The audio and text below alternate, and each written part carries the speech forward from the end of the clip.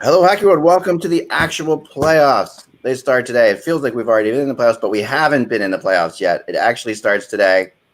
But first, Russ has something to say.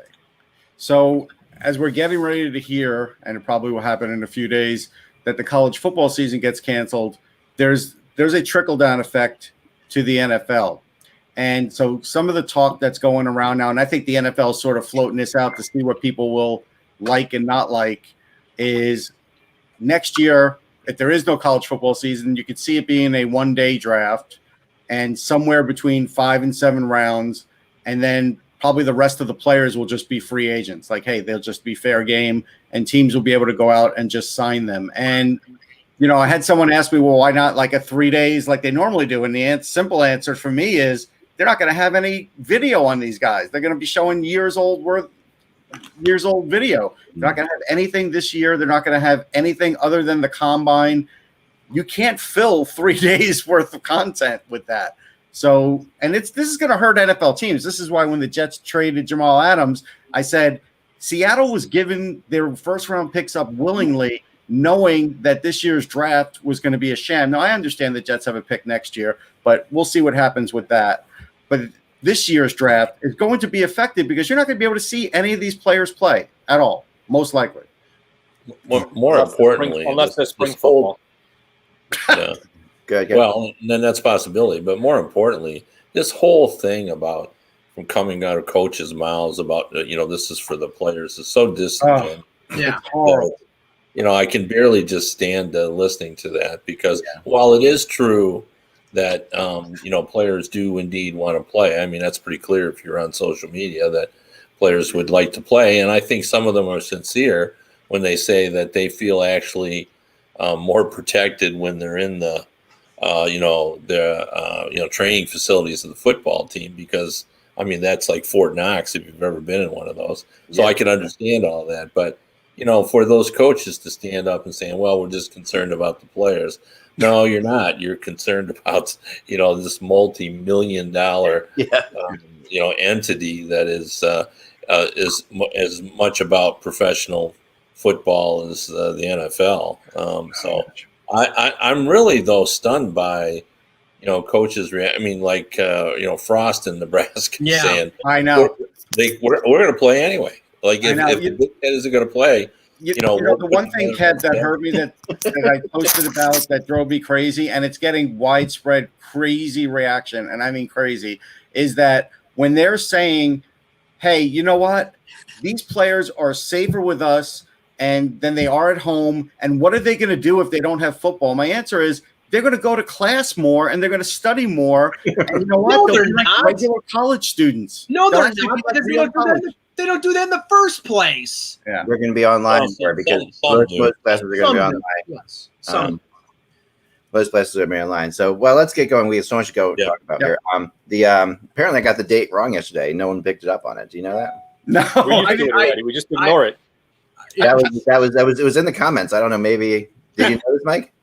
I did when I posted the show to our. What did I say? We've given up at this point. I think you said that. I think you said the 9th. I think it was Ninth? Okay. All right. Anyway, I know the date. I just want to say the betting line right now. the betting line right now is 2-1 that you'll get it wrong for today. Go ahead. So much pressure. Hello, Wacky World. It is Tuesday, August 11th, 2020. I'm Michael Lagello, home of the Buffalo Blue Jays. I'm Jan Levine, home of the first pick overall New York Rangers. Sure.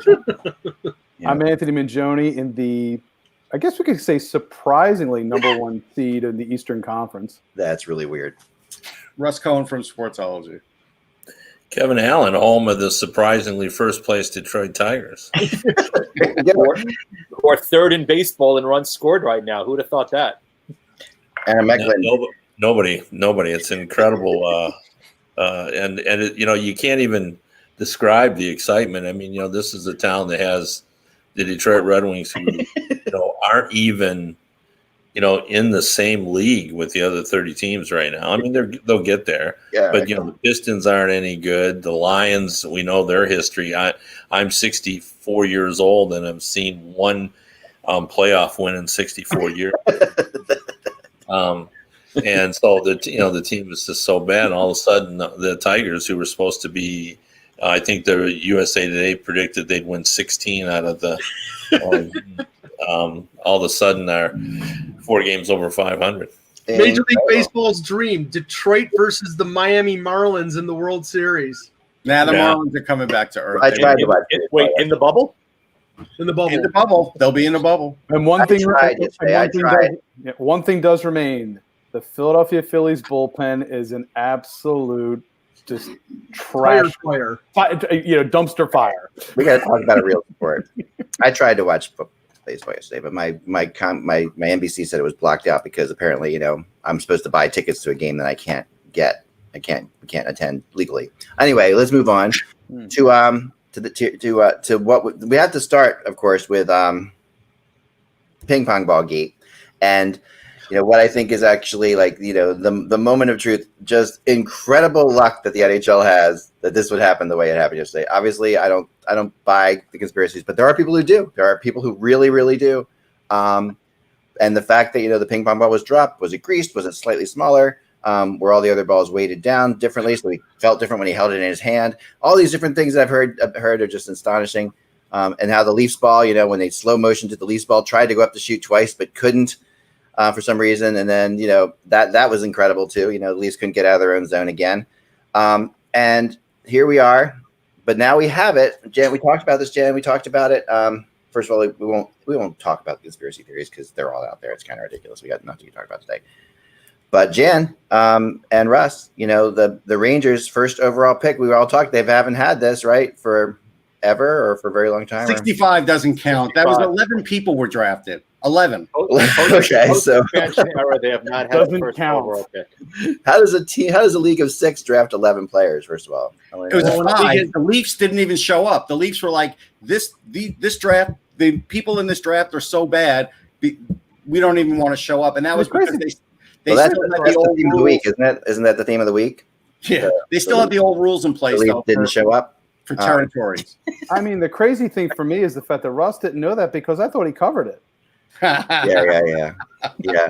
But the Rangers. Let's talk about what Lafreniere and I guess I got to throw this out first. Are they going to trade? No, this? They're not trading anything. Already out there. Zero chance. Zero.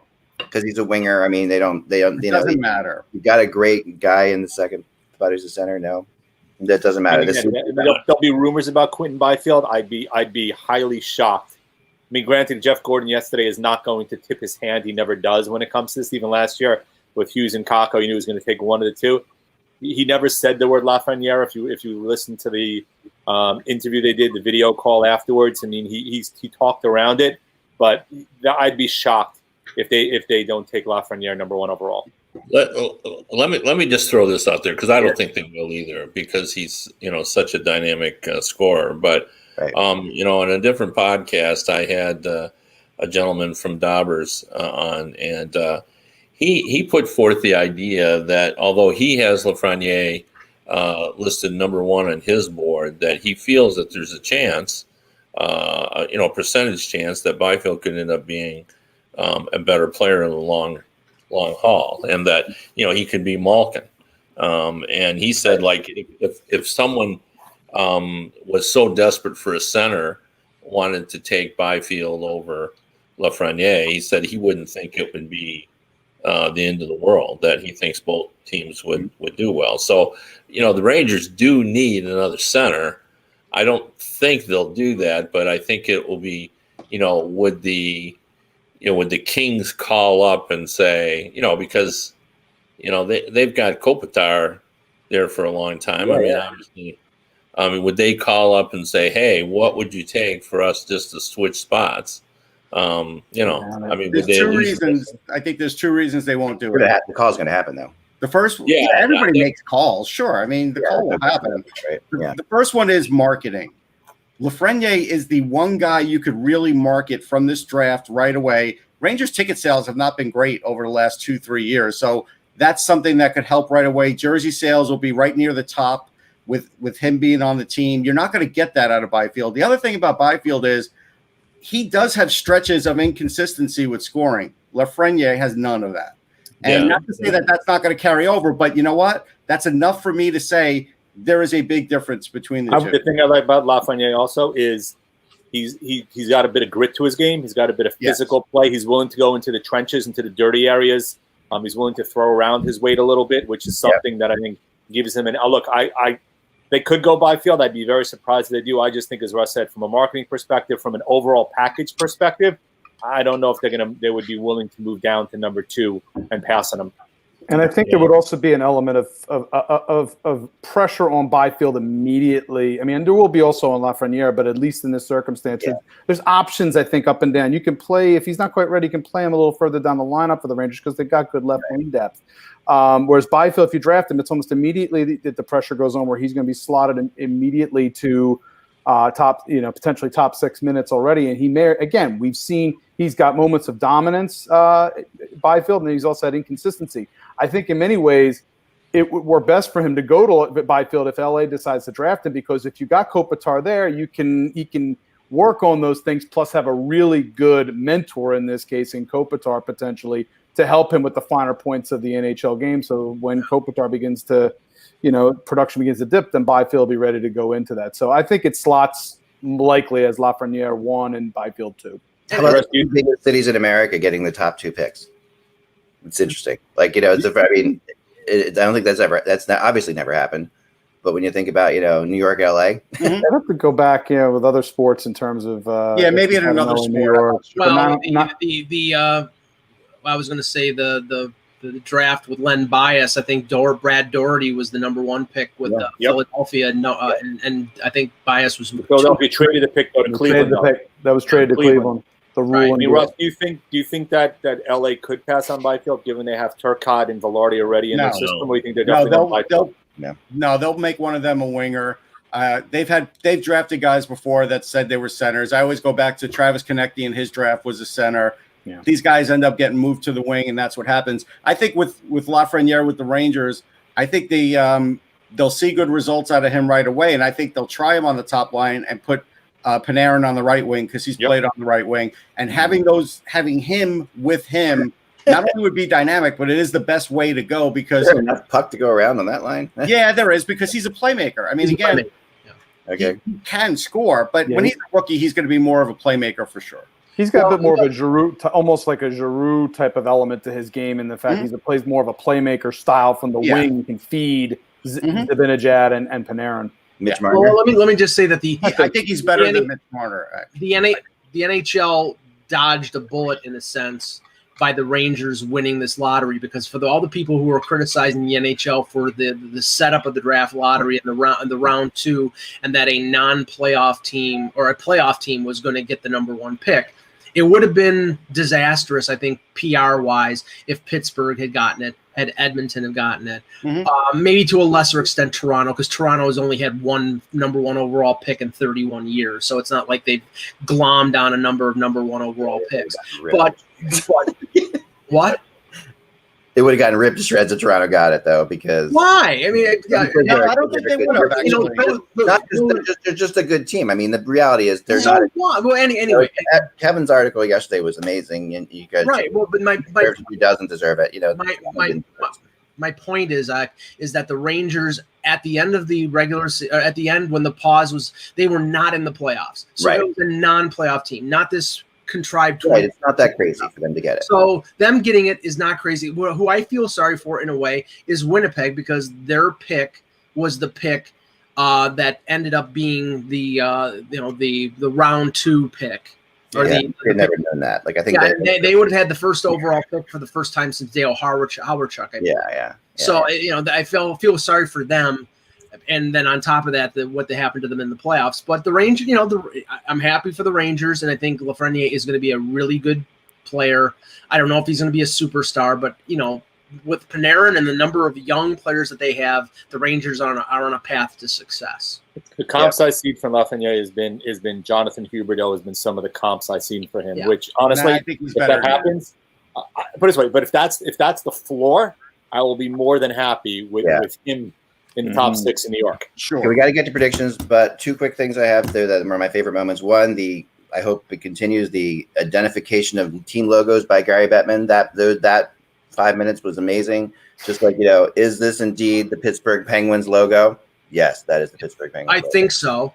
I've been trying to say it in different ways each time too, because that's the kind of guy he is. Was really amazing.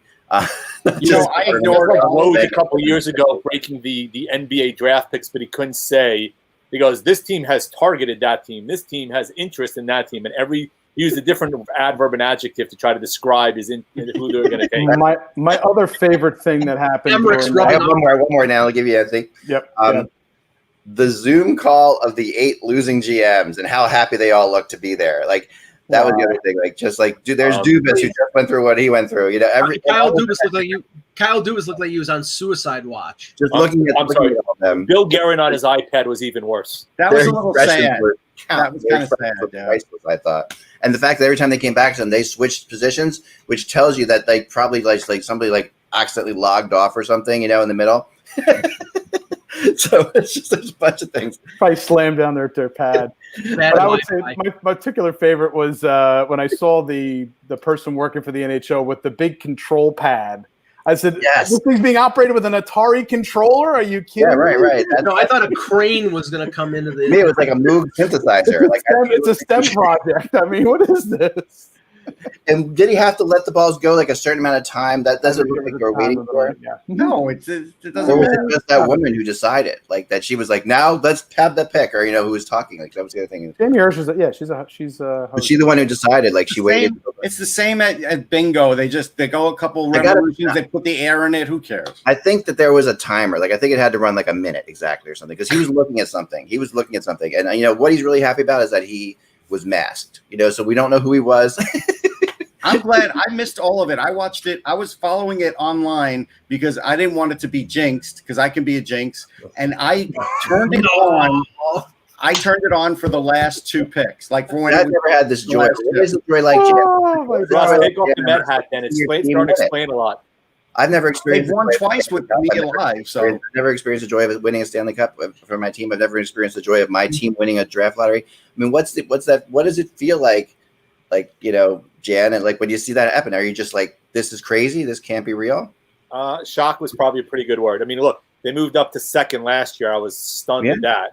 This just goes beyond that. But as we talked about the conspiracy theorists, I love nobody mentioning a word when Carolina moved up from 11 to 2 or Philly moved up from 12 to 1. Yeah, no, nobody claimed conspiracy theorists. 13 to 2. Philly's 13 to 2. There you go. Philly hasn't had one in God knows how long. Yeah. What you missed yesterday, Kevin, was classic, because the way we did the show is I had a wheel that had the 8 teams on it. We spun the wheel every 5 minutes, and then talked about that team, and we did it probably 15 times, and every team came up but the Leafs the entire time. Which I predicted. I predicted that would happen. Couldn't get them to come up.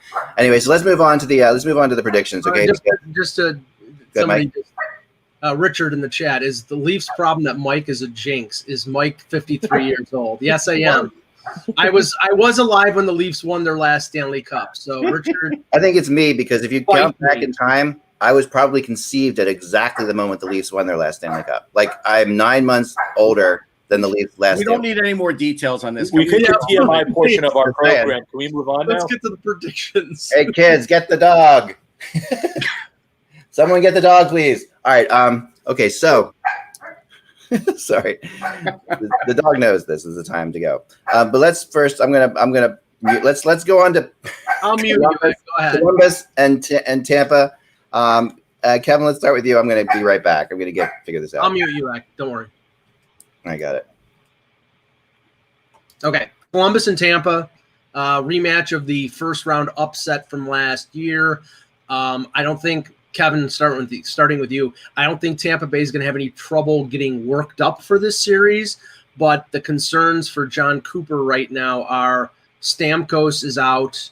They say indefinitely, so we don't know whether that's fog of war or all of a sudden he's going to appear in game 1 tonight, or he's going to be out for a significant period of time. And now the Hedman situation, that he was injured in the game on Saturday. Lot of things going on here. What are your thoughts on this series? Well, I mean, I just can't believe that it would happen again, 2 years in a row. I mean, the Hedman situation certainly is a worry, and Stamkos as well, but there's so much talent there up front. Like, they still should be able to score goals. And I just feel that they're going to be, as you described it, worked up to try to win this game. But I think this is one of those series, and I actually mentioned this, where, Columbus could win 4 out of 10, and Tampa Bay might win it 6 times if they played 10 times. So I'm taking Tampa Bay, but because there are other factors there, and the other factor is, is there anybody that has his team, ready to play in the playoffs more than Tortorella has the Blue Jackets? Like he has convinced them that they're better than they even are. Like they don't really have an offense in my mind that is as dangerous as it looked at times against the, Toronto Maple Leafs. No, but you're right about that, and this is so true. There are some players this is the benefit of having this thing happen like this, is people are getting to see, like normally the Columbus Toronto people would have watched it. But now that can you watch every game? You really are learning more about the players on every team. Like I was down with our mutual buddy Steve Kevin on the beach this weekend, and he was saying, I don't know, I'm loving this because I never knew like some of the players in the Winnipeg Jets. Now I'm getting into it. I'm watching this, and I'm like, because I can watch because it's the only game on. And I think with the Blue Jackets, that also has come into play. Like I don't think, talking to people out there, I don't think a lot of people realized how good Korpisalo is. Like he really, I think that's fair. He really has. This has been a party. This has been a coming out party for Korpisalo in a lot of ways. Like, we all like Elvis. We all think Elvis is their goalie of the future. Elvis, looked good, but obviously had issues, and then was hurt, maybe, or just maybe they're just kind of like. No, it sounds like he's hurt. Okay, yeah, I'm taking the pressure off of him too. I think, which is good. The one how you slice it, but Korpisalo is a serious goalie. Like he is a serious goalie. Mm-hmm. Right, but he is helped by the fact that team plays such a structured, disciplined team defense. They have 2 of the best defensemen in the NHL, in Werenski and Seth Jones. That is a killer pairing, and what I think Tortorella will do if he mimics what he did against Toronto, and Keefe played into this by playing Tavares, Matthews, and Marner on one line. He's going to match up Jones and Werenski against Point and Kucherov and try to make it tough for Tampa Bay. And they, I think they can do that. I have Tampa winning in 7 games. I think it's going to, the Hedman injury is going to hurt them, because even if he comes back, he's probably not going to be anywhere close to 100%, and that means more ice time for Sergachev, more ice time for McDonough. But Brisebois prepared his team this year for these eventualities. He added Coleman, he added Goudreau, he added Bogosian and Shattenkirk. They have more depth, so I think they're prepared, and I think they'll eventually win the series. But it's going to be a tough road to hoe. To me, and I'll move on to everybody else. To me, this is a 6-game series for Tampa. But I do think that I hate saying it, because I think Columbus is really hard to pick against. Obviously, I do think that just that revenge factor is huge, and I think that is a big thing. And also, Columbus beating Toronto was big. It felt like you won the first round of the playoffs, even though you didn't. That's a kind of an interesting thing. First round usually has certain pressure on it. Did Columbus take the pressure off just by making the playoffs, or were they a team that had to win a round of the playoffs? That kind of thing is in my head too. But I think what is really going to be tough about Hedman's loss is Columbus is one of the toughest teams to break out of the zone against. We saw that, like that they are tough to get. They are tough to get out of the zone. Like they will forecheck you in great ways. They have different kind of sets they send at you. And Hedman is one of the best at like that first pass out of the zone. Like he's phenomenal. So he's going to get Tampa out of the zone a lot quicker if he plays. If he doesn't play, it becomes an issue. I think he will play. He just looking how angry he was the other night when he got hurt against the Flyers. He really wants this. You can tell like this is something that really matters to him. Yeah, but I don't think he's playing game 1. I don't think he's playing game 1, but maybe who knows. But I think Korpisalo could win this for Columbus. I really think he could. I think that could be the difference. Anthony, go ahead. I would say, again, I'll concur with that. I think it's Tampa in 6. As stated, revenge factor has been in my mind since pretty much the beginning if Columbus was going to line up against Tampa. That's exactly what exactly the first opponent that the Lightning need. They need to kind of shed last year's baggage. Yeah. And, again, I do believe they are better equipped up front. They were not a physical team. And the other, again, they had the issues last year of, again, they lapped the field. They thought, their mindset was that we're going to lap the field in the playoffs. We all know what happened. So, I think the goaltending matchup is pretty even. Vasilevsky and Corpy, I think if you look at it initially on paper, you would say Tampa would have the advantage, but Korpisalo played particularly, had some great moments in that series. In my mind, though, I think Tampa has all the motivation in the world here. I think it was it was a drawn out physical for a 5-game series. It was a drawn out physical series for Columbus too. You could say, hey, they're seasoned in mindset and ready to go. But I also think Tampa might have a little bit of bitter taste in their mouth from that last Flyers game too. Yeah, that's not the way they probably wanted to close things out. So I think in this circumstance, I'm going to say Columbus is good for about 2 games in this series. A minimum could go to 7, but I'm going to say I'll agree, Tampa in 6. Yeah. Rest. Yeah, I think Stamkos will come back. I know people in the chat room were like, it doesn't matter. He misses so many games. It matters. With guy with that high level of skill and scoring ability, it matters all the time. And that would help their power play tremendously, and it would create matchup problems. So I do think he'll get in there. I don't know when. I still think he might be game 1. I just think they haven't been saying anything just so they can sort of surprise Columbus with that. But at any rate, I think Vasilevsky will just be better than Korpisalo, and I think that's actually going to be the difference, and I'm taking Tampa in 7. All right, Jen. I'm going to go Columbus in 7. I know they have the revenge factor. I think no Hedman potentially does have a material impact. I think Tampa is definitely deeper, but I do think the addition of Liam Foudy gives Columbus something that they lack, which is somebody who can use his speed to create off the rush. I do think that's advantage. I mean, Sergachev can match up. I don't love the way McDonough's looked lately, but the guy to me who I think is going to have to really have a big series for Tampa to win is Cirelli. If Cirelli has a big series, I think Tampa moves on, especially if Stamkos is out. But I do think that Columbus getting past Toronto, look, they came into Game 5 after losing a 3-zip lead and hearing all about how they blew their shot at winning the series, and they clamped down on Toronto and didn't give them an inch that entire game. Tampa, look, they added Coleman, but not having Stamkos is a material impact. And while they do have the revenge factor, I'm just rolling with Porch in terms of having that team ready in terms of matchups and being able to find a way to get past Tampa again. And I do think McDonough looked good, though. I disagree with that. I felt like McDonough, I watched 2 out of the 3 games. I thought he looked better than the regular season, honestly. Okay. And So who has Columbus in this one? Anyone? Jan did. I do. Jan, that's right. And I think the guy that Columbus is going to miss more than anybody in this particular series because he played so well against Tampa last year is Josh Anderson, because he was a physical force against Tampa. He was pounding their defense relentlessly, and he won't be there. So that's a disadvantage to Torts. There you go. All right, so let's move on to the next one. Again, we'll start with Mr. Kevin Allen on Calgary and Dallas. Good luck with this one. Yeah, no, this is a total coin toss. It really is. That like it's, when I broke these out, in addition to saying who I thought would win, I would gave the probability of percentile form of whether or not the team that I didn't pick could win, and even though I took Dallas in 7, because they say Sagan's going to play and Bishop's going to play, and I think that would be enough maybe to give them just a little bit of edge. But I think this is a 50-50 series. Like, I think it could go either way. And I give it to Dallas because I don't really trust Calgary's goaltending. I like Bishop more than I like, their goaltending. Calgary was impressive at times against Winnipeg. And, Dallas just didn't score the way they should have. All season long. But they certainly have some talented players, and they've been around the block, and so I'm taking Dallas in 7, but I see it as just a total coin flip. Yeah.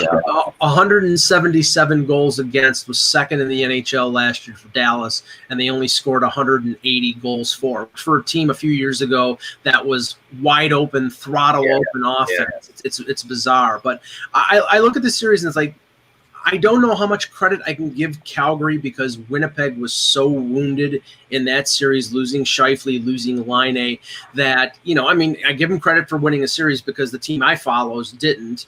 But but the fact is that they may have come up against the team that was the the worst in terms of having key players out that you really can't base anything on that victory. I mean, Talbot played well. Kachuk was a professional disturber. Monahan bounced back from a regular season that was underwhelming and scored 6 points. But I don't know what they really are. Now, Dallas, they didn't score in the round robin, and they gave up 10 goals, which is very un-Dallas-like. Yeah. So I don't know whether they're like St. Louis and Boston, and they just simply took the foot off the pedal in games that really didn't count. You know, they end up playing Calgary. I mean, like Kevin said, this is a 50-50 series, and I think the team that stays awake wins, and I think that'll be Dallas, and I picked Dallas in 6. I think it's a boring series, huh? Yeah, I think it's I do. Yeah, I think honestly, I really didn't like the way the Dallas Stars played in that round robin. I just sensed a real disengagement on their part watching their games, even more so than I thought St. Louis was at least engaged somewhat in trying to get things going. Whereas Dallas looked like there were times watching them like they couldn't be bothered, and they don't have the cachet right now to be able to make that. And again, the old phrase, cliche phrase of flipping the switch. I don't know if they can. I just don't. There's talent there, but in much the same way that I had concerns about Nashville in their series of having talent but not coalescing or peaking at the right time. I feel the same way about Dallas. I think Calgary. Yes, they took advantage of a wounded bird in the Winnipeg Jets, no question. But I like the way but for the most part, I like the way they played that series. I do think again, Kachuk will be a factor in trying to get under the skin of a lot of those players. And I thought Cam Talbot did a pretty good job in net. Now you would think that would be a complete mismatch between him and Bishop, and if Bishop's on his game, then it would be. But I like Calgary in this series. I'm actually picking them in 6. All right, interesting. All right, Jan. I'm agreeing with Anthony. I mean, I have Calgary in 6 also. I mean, look, Bishop on paper is a better goalie, but both goalies have taken their teams to Stanley Cup finals in the past, so I kind of discount that a little bit. As you said, I didn't particularly love how Dallas looked offensively. They've been off for the most part all season long with names like Sagan and Ben. We know that Radulov has had his difficulties. The difference maker I think that could happen is Heiskanen and Klingberg could potentially tilt the series a little bit towards Dallas, especially just how good Heiskanen is. But you look at what Monahan did last round, I think we get a little bit of a bump from Johnny Gaudreau this round also, more so than we saw last round. We know Kachuk is going to be in front of the net, banging bodies, basically carving out space, and I just think that Calgary's a little battle-tested now. Having gone through that first series and being able to get through it, especially when Winnipeg was probably the prohibitive favorite, they go into this round similarly against Dallas, but I just think they're going to have that experience of getting through that first round benefits them here, and I'm taking Calgary in 6 also. All right, Russ. Yeah, it's interesting because I really thought Dallas mid-year was looking great, and their offense has completely fallen off. Gurianov had a 20-goal year, and they can't seem to figure it out to get him open, and he's got world-class speed. I just don't know where Dallas is going to get the goals from. I look at Calgary, and their top line has played like their top line, and their defense has played better than I thought, and definitely Talbot is playing better than I thought. I really – at this point, like Joe Pavelski, is he even a factor? There's some guys on Dallas that they have totally disappeared. I'm going to take Calgary in 5. I just think Dallas didn't get out of the blocks here, and I just think they're not going to be able to find their game. Really interesting. All right, so I looked at there's a lot of things to look at this series, trying to get a feel. I think Calgary did kind of get by with Winnipeg. Not injuries, but also Calgary did look better, and they got the confidence that they haven't gotten in a while. So there is something to that, I do believe. And although Dallas looked bad, I also looked at this, which was like the stat that I had put up a while ago, and this is the goal differential from January 1st on. Okay, so this is the goal differential towards the end of the year, right? And here's where you see things like they're kind of surprising now looking at it. You see like Chicago at a +8. Okay, Chicago wins that series. It's interesting. These teams down here, a lot of them, Dallas a -3, Calgary a +8. Calgary was better from January on in that stat. And I always think goal differential is a big stat. I really do. So to me, I think at the end of the day, you got to look at Calgary maybe just eking it out. Although it will come down to goaltending. I mean, can Cam Talbot stay hot like this? If he stays hot, then that's fine. But if not, Calgary's goaltending it should be way better. Dallas, Rittich was their number one starter during the regular yeah, season. but Dallas has better goaltending in general. I mean, they should that should win it. But I'm going Calgary in 7 too, guys. So it's interesting. So a lot of us going the Calgary way. All right, this one, Boston Calgary. I'm Boston Carolina. Sorry. Boston Carolina. Okay, Calgary's going to lose because they're playing two teams at once. That's right. I want to start this one for a second. So Boston Carolina. The incredible thing about this series is, the last 12 games, these two teams have played, including the playoffs last year. Boston is 12-1. Doesn't that sound against Carolina? Doesn't it sound familiar, like to the Rangers in Carolina? Like with the Rangers, ridiculously dominating Carolina too, going into their series. It's bizarre. It's like in Carolina that just love to play the underdog. And they're in that spot again. They are such the perfect underdog. Boston, everyone says they don't care. I mean, I see one of their beat writers came out and says their people are ridiculous. They're going to be fine. They're going to be dominant again. They're going to step up and be dominant again. I would have liked to have seen a little bit of that. I mean, I know those round robin games didn't mean anything, but gosh, I mean, they're now going up against Carolina. Carolina is flying. Boston better be flying right away. You like Carolina's goaltending? I don't like Carolina's goaltending. You know that. But at the same time, I like Carolina in this series. I do. I'm saying Carolina in 6. Kevin? Yeah, I got Carolina too. And it's become trendy. If you go look around at everyone else's predictions, a lot of people have taken Carolina just based on the eye test. Carolina looked really, really good. And to me, I base it more on how Carolina looked than the fact that Boston, didn't look good. The only thing that worries me from the Bruins' perspective was how uninterested the top line looked. Yeah. Brad Marchand, I think had 5 shots on goal in 3 games. They got 1 point in those 3 games as well. Yeah. And, so it comes down to what someone brought up before, the ability to just flick the switch and play. I don't think it's that simple, but I think Carolina learned a lot by their experience against Boston last year in the conference final, and I think more importantly, Rod Brindamore learned a lot. I think he went to school in that series, and I think this Carolina team is a little bit grittier. I think it's a little harder to play against. I think Sebastian Aho is more polished. I think Teravainen is more polished. Svechnikov's a little bit better than he was last year. He's on the upward trend as well. So I just like this Carolina team, and I just don't think Boston's going to have its way with them the way it did last season. So I'm joining the trend and taking Carolina Hurricanes. Yeah. Here's the thing I'm going to say too before we move on, and I really think this is important.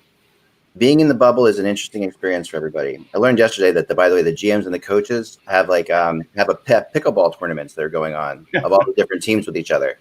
And it's funny, like one of the finalists in the pickleball tournament are the front office of Tampa and the front office of Columbus. It's pretty funny. So they're like the younger front offices too. That's the funny part. Yeah. So they're battling each other, and now they're like, oh, we can't be friends anymore. We can't talk to each other because they were talking to each other every day. Like they became different people are becoming very tight with each other. And Toronto and Tampa and Columbus's front offices have really gotten along really well. And now they're like, now we can't talk to you. I'm not betting against Jarmo Kekalainen, man. No, I mean, not happening. So anyway, but here's the thing about the bubble, and I talked to somebody about this yesterday, and they kind of agreed. I brought it up on the show. I think winning a Stanley Cup is driving these teams big time. We talk about that. There's no question that the competitiveness is there because everyone wants to win a Stanley Cup. However, if you've already won a Stanley Cup recently, is winning in the bubble as important to you as it might be of not just having a little bit of that brings up with Pittsburgh, I brings up with Boston. I haven't really been thrilled with what I've seen out of St. Louis and Washington. These teams, the recent Cup winners, does it really matter as much? Are they going to put that extra little effort in to win a Stanley Cup if you haven't won it already? Well, I mean, I think that's a case in favor of Boston because they lost in Game 7 last year. So it's but they lost the one Stanley Cup. They should be the most motivated team because they came so close and lost it at the very end. And that's the thing. I mean, I'm of the opinion that going into the round robin, teams like St. Louis and Boston were going to be the least motivated because they had the confidence that they can beat anybody. Now, maybe they're wrong. Maybe you can't turn it on like that. But I think that was at the heart of St. Louis finishing 4th in the West and Boston looking like they didn't care in the 3-round robin games. I don't know. I throw out everything in terms of matchups, 12-1 or whatever. I just look at the fact that Boston was the best team in the league when the league paused, and they're healthier now. The only question is Rask, and if Rask is limited, big question though. That's a huge question. Yeah, but I come back to why I picked the Rangers over Carolina. I don't trust Peter Mrazek and James Reimer to stand up and be the difference when it comes down to it. Now, they get Dougie Hamilton back, and they played great defense in front of those goaltenders. And if they get adequate goaltending from Reimer or Mrazek, they could win the series. But I don't think they will this time around, and I picked the Bruins in 6. Kevin, real quick, could Waddell be? And I mean, I don't know if they've already been nominated, but I think Waddell's in like a GM of the Year type. If they win this series, you're looking at GM of the Year type stuff. You know what I mean? I feel like this is. Yeah, he was finalist last year, wasn't he? Yeah, he was, and I think this year has even been better in a lot of ways. Yeah, well, no, they've done a good job of building that team, and you got to give the ownership there some credit too, because even though he took a lot of initial flack for wanting to spend less than everyone else on like GMs and stuff, the truth of the matter is he's actually spent quite a bit of money. Like he's increased their budget, player budget significantly. So they're able to go out and get talent. But Waddell's done a nice job. He's been aggressive in terms of trades and so forth. So it's going to be an interesting. I understand what you're saying about Mike, about Mrazek and Reimer, because I feel sort of the same way. Although they played very well. You look at the save percentage in that last series. Yeah, it's pretty impressive. For both guys. So they played well in that series, but and even last year with the run that Carolina made, like Mrazek was never spectacular. He just got the job done. Yeah.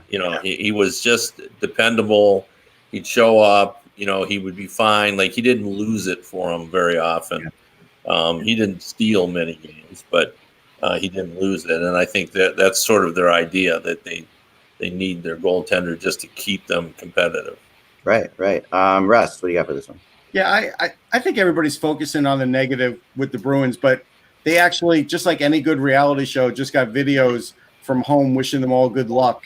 And that's what you do in like Top Chef and everything else when you want your person that's in it to win. So that was a smart move. I do think they're going to flip the switch. I actually love Carolina's defense, but I still think they're going to lose the battle up the middle, as good as their centers are. I think they're going to lose on faceoffs. I think they're going to lose on penalty killing. I think Rask is better than any goalie they could put out there. I also think that there were some positives that came out of the lousy round robin warm-up games for them, and that was nobody got hurt. Krejci played but barely played, so that was good for them. He's an important guy for them. He always has been, always will be. McAvoy looked great. Like McAvoy looked better now than he did all of last year. So that could be a nice little addition to what this is. I'm not counting against these Boston guys. I just think they know what to do and when to do it. And all those teams that you said, all those Stanley Cup teams, they do know what to do and when to do it. And so to count them out, you really have to have overwhelming evidence. I don't, so I'm going Boston in 6. Just don't know that they're going to want it as much. And I think hockey is all about really, really wanting it. Like that. That's why I'm using Pittsburgh as an example. Pittsburgh to me just showed that this just didn't matter. Yeah, but Torrey Krug wants it. Torrey Krug is hawkier. What do you base not Boston not wanting it? They haven't won it since 2011. The Bruins won a Stanley Cup.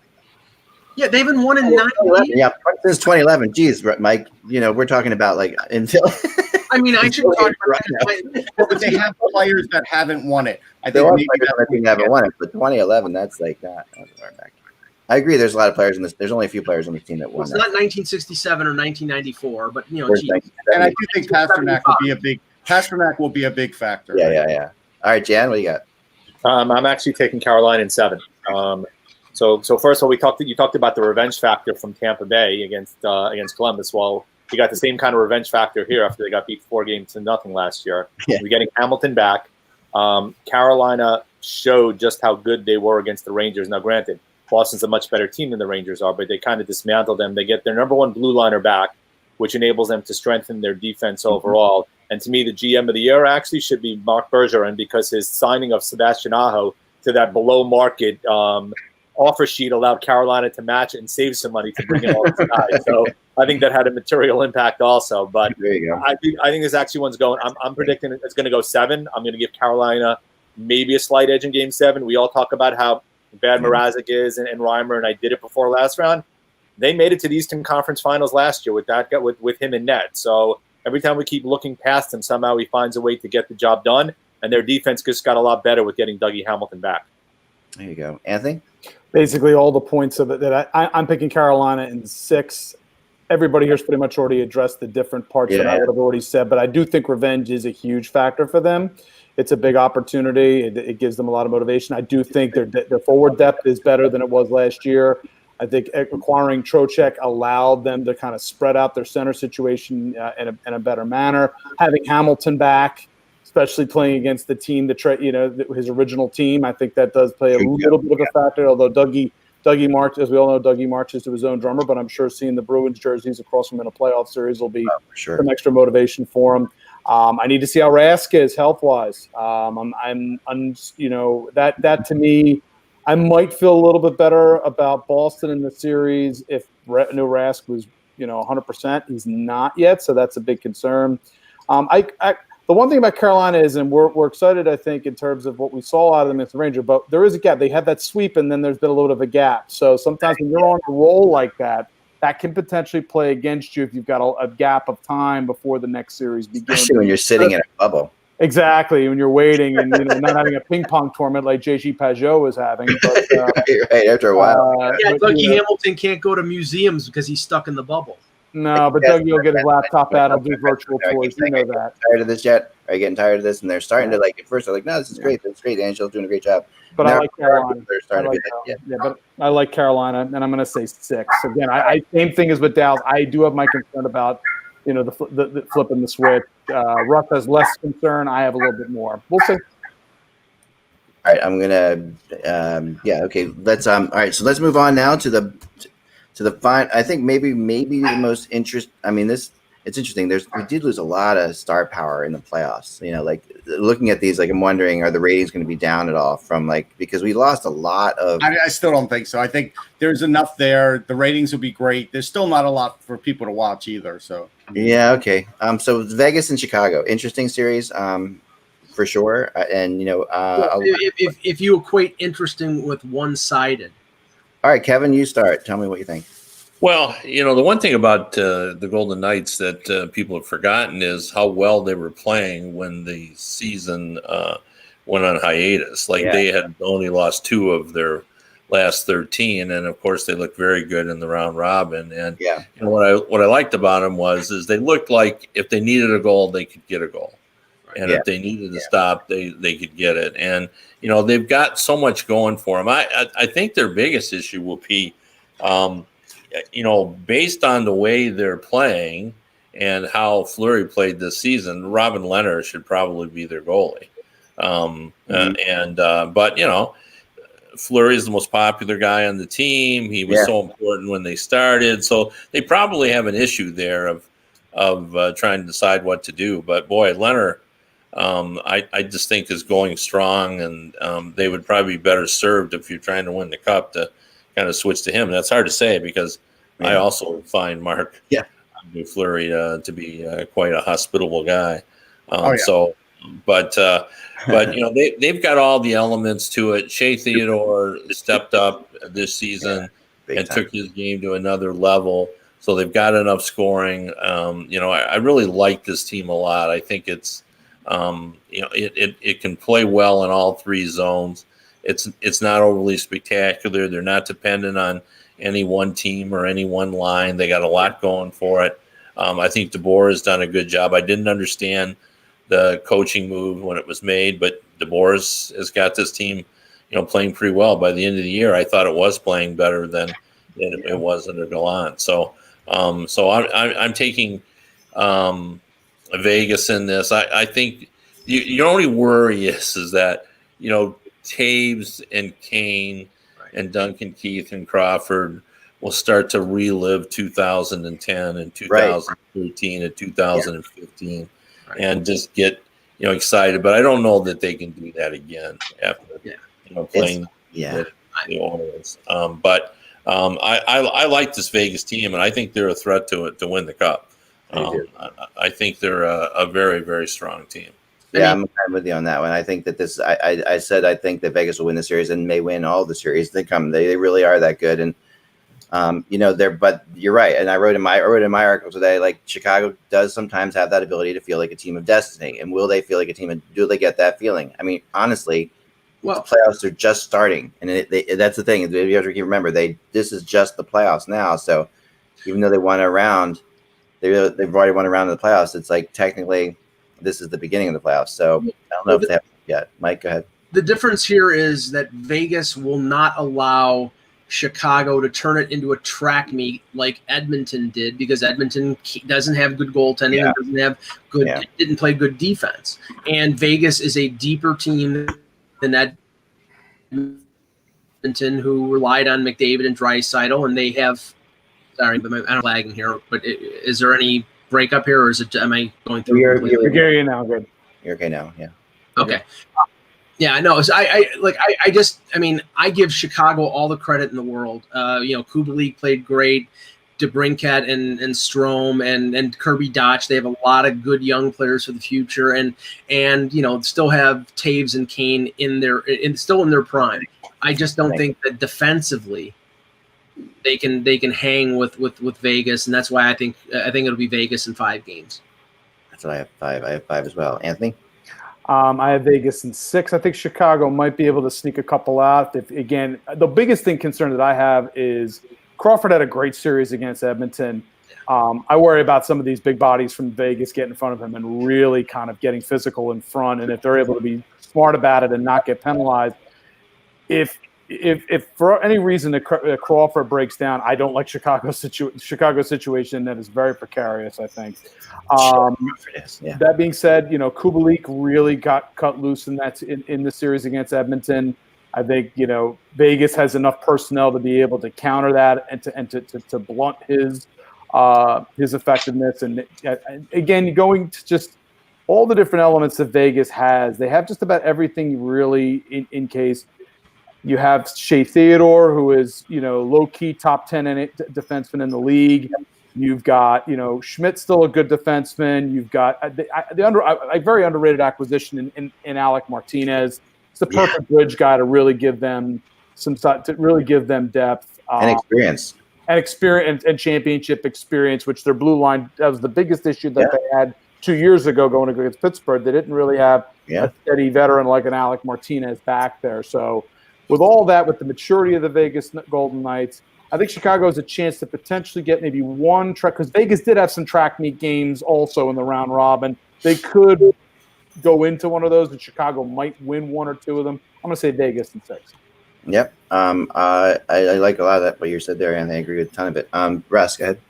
Well, Leonard's the starter. Pacioretty's back. That's good for Vegas. Leonard is the starter for sure. Yeah, they're in. The emergence of Zach Whitecloud is a big deal. Again, he was a free agent they signed out of Bemidji State. I definitely liked him in college. I like him more now. Like he's really come around the last couple of games. He's been a factor. The Knights definitely play a similar style for me. It's offensively like Chicago. They don't have the kind of skill that Chicago does, but they do have the goal scoring ability. They do have guys that get in front of the net. They do have guys that know how to follow what they're supposed to do. End of the day, Chicago will score their goals. There's going to be, again, a couple of games where they get 4 or 5 goals. But I do think Vegas will win out because they have Marc-Andre Fleury they could go to if something goes wrong with Leonard. Like, that's a nice little safety net. Chicago doesn't even have a safety net, and you do wonder, can Crawford do it again? He was unbelievable last series. But I'm gonna go Vegas in 6 because they're getting healthy and they really do have a load of talent. And I think everybody has fallen in love with Chicago again and sort of are ignoring Vegas. Yeah. Jen?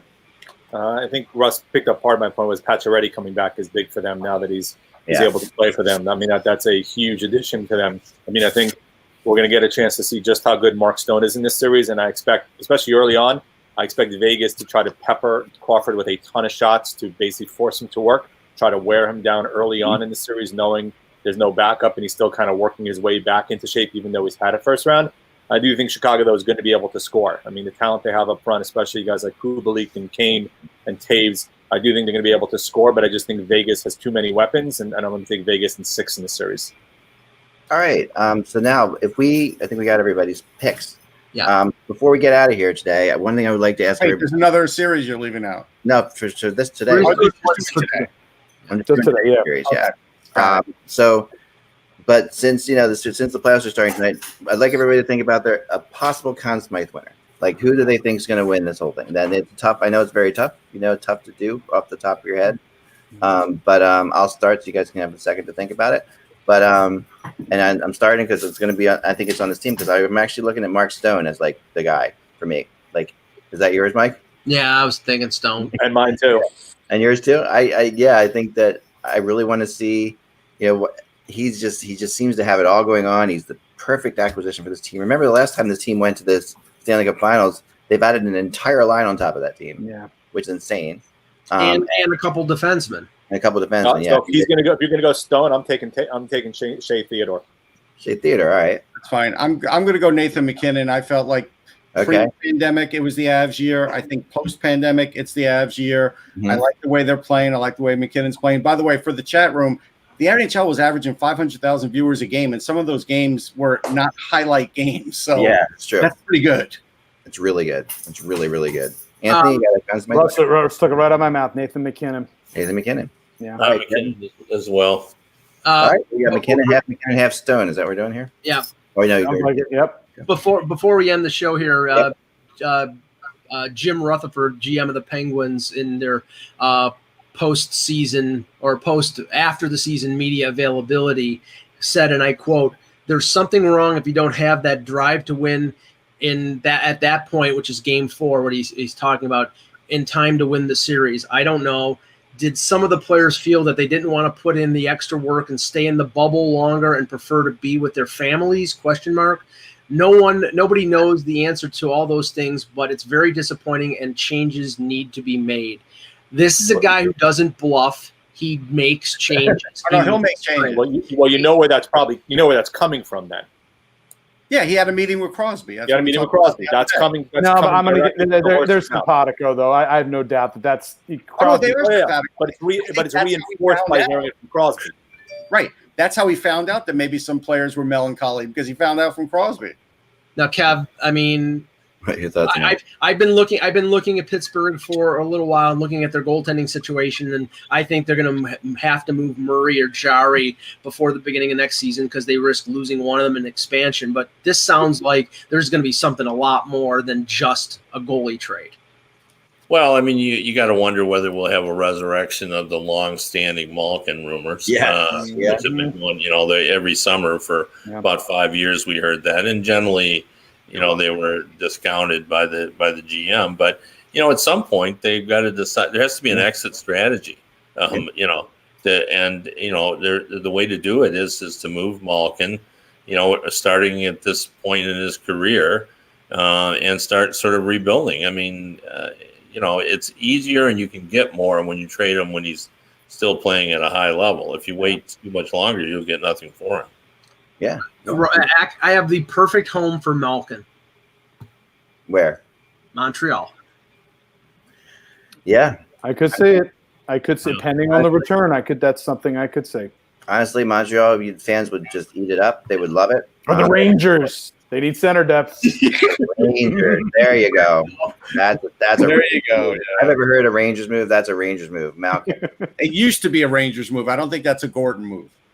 It's a Glenn Sather Rangers move? Yes. For sure. Malkin, they would have tried to rebuild the entire facility. Absolutely, they would have. That's interesting. All right. Well, that's fun stuff.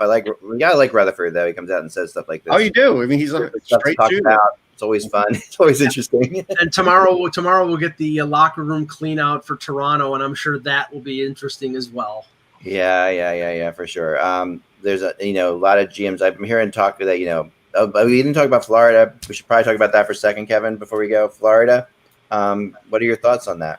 Well, I mean, it had to come. I feel bad for Dale Talon because I really like him as a person, and he has a great understanding, and he knows the entire league. Like there isn't a player you could bring up that he doesn't have a scouting report on him. He's very thorough. But that said, this is a results-oriented business, and he didn't get it done. Yeah. They need something. I mean, everybody looks at that team and they say the same thing. Like the chemistry's not right. They don't seem to have a direction. You love Barkov and Huberdeau together, but the defense. Yandel's a great player, but is he a championship caliber player?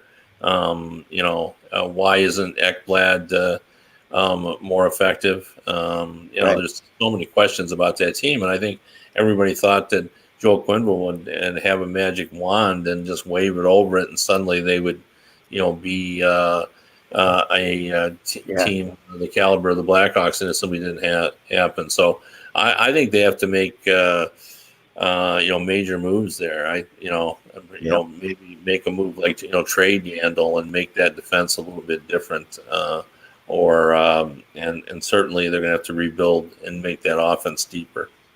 Yeah, I think so too. And there's lots of GMs. There's going to be lots of GMs. They're going to interview a lot of people, from what I was told. I told you about the Hextall rumor that I heard, of course. But there's other guys that are going to be involved too. I've heard Chiarelli's name mentioned. I've heard there's going to be lots of they're going to interview a ton of people. But all right, that's all the time we have for today. Thanks so much, guys, for joining us. As always, enjoy the games. They're just an hour away from good 12 hours or 11 hours of hockey. I missed the 12 o'clock game, but hey, we shouldn't complain. Remember, without the buzz, it is just hockey.